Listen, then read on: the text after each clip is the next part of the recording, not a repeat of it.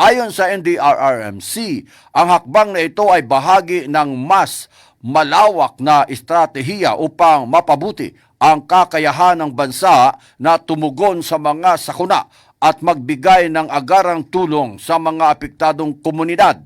Inaasahan na ang mga bagong evacuation centers ay magiging pangunahing lugar para sa pansamantalang tirahan at tulong para sa mga naapektuhan ng bagyo, lindol at iba pang kalamidad. Sinabi ni NDRRMC Chairperson Ricardo Halad na ang pagbuo ng karagdagang evacuation centers ay magbibigay daan sa mas maayos na pag-organisa ng relief operations at magpapalakas sa kapasidad ng mga lokal na pamahalaan na magbibigay ng suporta sa kanilang mga nasasakupan.